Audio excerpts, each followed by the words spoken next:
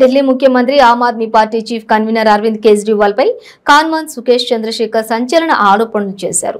కేజ్రీవాల్ సూచనల మేరకు BRS party నేతలకు 15 కోట్లు అందజేశారని ఆరోపించారు. ఇది కేవలం ఓ ట్రైలర్ మాత్రమేనని, కేజ్రీవాల్కు తనకు మధ్య జరిగిన వాట్సాప్, టెలిగ్రామ్ చాట్లకు సంబంధించి 700 పేజీల సమాచారాన్ని వచ్చే వారం బయటపెడతారని తెలిపాడు.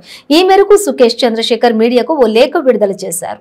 ఈడీ, సిబిఐ కేసుల నుంచి తప్పిస్తానంటూ వ్యాపారస్తులను మోసగించిన కేసులో సుకేష్ ప్రస్తుతం మండోలి జైల్లో శిక్ష అనుభవిస్తున్నారు. తన కుటుంబాన్ని ఇబ్బంది పెట్టడం ఇప్పటికైనా ఆపకుంటే చిక్కుల్లో పడతామని కేజ్రీవాల్ ను సుకేష్ ఈ లేఖలో హెచ్చరించాడు.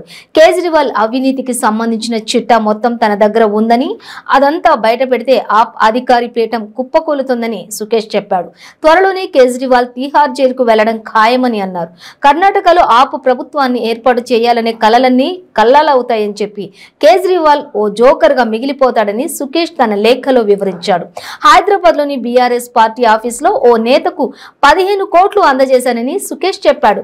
ఢిల్లీ సీఎం అరవింద్ కేజ్రీవాల్ సూచనల మేరకు టీఆర్ఎస్ ఆఫీసులో పార్క్ చేసిన రేంజ్ రోవర్ కారులో ఉన్నటువంటి వ్యక్తికి సొమ్ము అందించినట్లు తెలిపారు.